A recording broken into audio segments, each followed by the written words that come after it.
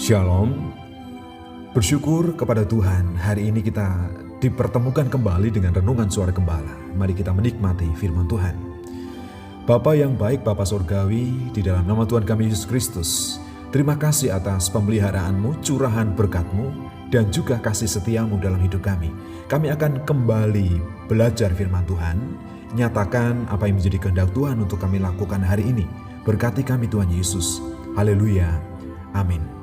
Tema firman Tuhan yang kita renungkan hari ini adalah jangan bimbang dari surat Yakobus pasal yang pertama ayatnya yang ke-6.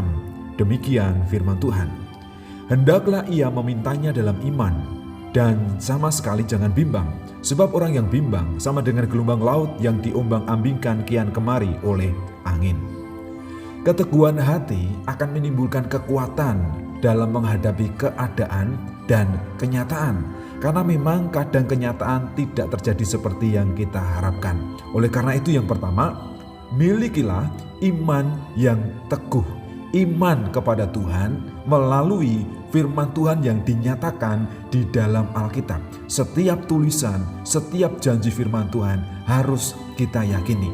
Dan iman ini menjadi dasar dan bukti pengharapan kita di dalam Tuhan. Karena kita berharap kepada sesuatu yang belum terjadi, tapi kita meyakini itulah iman. Dan kita harus menjaga iman ini teguh di dalam Tuhan. Jangan mudah goyah hati kita. Kita tetap berpegang kepada kebenaran firman Tuhan. Kemudian yang kedua, jangan pernah bimbang. Jangan ragu-ragu untuk menyatakan segala sesuatu di dalam doa. Ketika kita meminta kepada Tuhan, ungkapkanlah segala isi hati kita. Tuhan pasti memperhatikan dan mendengar. Berserahlah dan bersyukur kepada Tuhan. Selain kita meminta, kita juga harus mengingat bahwa Tuhan telah memelihara hidup kita. Itu menjadi dasar kita untuk bersyukur.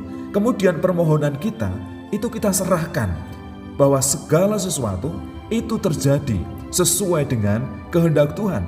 Tidak ada satupun yang terjadi di luar kontrol ilahi. Oleh karena itu jangan bimbang dan jangan ragu. Kemudian yang ketiga, jangan mau terombang-ambing oleh rupa-rupa angin pengajaran yang ada di dunia ini. Setiap orang bisa menginterpretasikan, menafsirkan firman Allah sesuai dengan pemahamannya masing-masing. Tetapi kita harus mencari kebenaran berdasarkan firman Tuhan secara komprehensif, secara menyeluruh. Mulai dari Kejadian sampai kitab Wahyu, kita harus mencari kebenarannya. Karena hari-hari ini ada banyak berita yang tidak benar, ada banyak berita bohong melalui media sosial. Kita harus hati-hati supaya kita tidak tertipu, supaya kita tidak tersesat, supaya kita tidak jatuh dalam perbuatan dosa. Jadilah dewasa dalam iman yang tidak mudah terombang-ambing oleh ajaran yang palsu. Jadi, apa yang perlu kita lakukan? Kuatkanlah imanmu kepada Tuhan. Jaga teguh dengan segenap hatimu. Dan jangan bimbang dan ragu ketika kita mengungkapkan segala seru doa permohonan kita kepada Tuhan. Yakin bahwa Tuhan memperhatikan dan mendengar dan juga pasti akan memberikan jawaban tepat pada waktunya. Kemudian juga jangan mau terombang-ambing oleh rupa-rupa angin pengajaran yang ada di dunia ini. Entah itu dari pengajaran firman Tuhan yang tidak benar atau filosofi-filosofi dunia ini. Kita harus berpegang kepada kebenaran firman Tuhan. Itulah sumber kehidupan kita. Dalam berdoa, lakukan dengan iman. Jangan bimbang dan jangan ragu, apalagi terpengaruh oleh keadaan. Iman kita harus kuat di dalam Yesus Kristus. Bapa, kami sangat bersyukur kepada Tuhan. Kami rindu memiliki iman yang teguh di dalam Tuhan Yesus Kristus. Iman kami tidak akan kami tukarkan dengan jabatan, harta, kekayaan dengan dunia ini. Karena keselamatan bagi kami hanya di dalam Tuhan Yesus Kristus.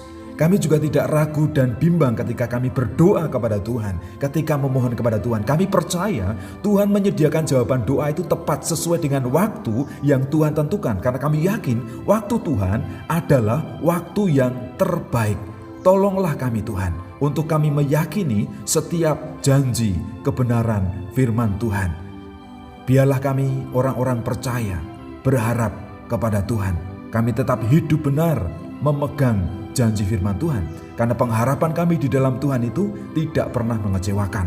Kami berdoa untuk orang-orang percaya, kami berdoa untuk anak-anak Tuhan, supaya mereka kuat di dalam Tuhan. Sekalipun ada banyak tantangan, ada banyak cobaan, ada banyak angin-angin rupa-rupa pengajaran yang palsu, yang tidak benar. Tetapi dengan iman, hikmat, akal budi melalui kuasa Roh Kudus, kami bisa menyeleksi, kami bisa memilih mana yang baik, mana yang benar, mana yang sesuai dengan kehendak Tuhan, dan kami mengikuti, melakukannya dengan segenap hati kami. Terima kasih Tuhan, kuatkanlah kami. Inilah ucapan syukur dan doa kami di dalam nama Tuhan kami, Yesus Kristus. Haleluya. Amin.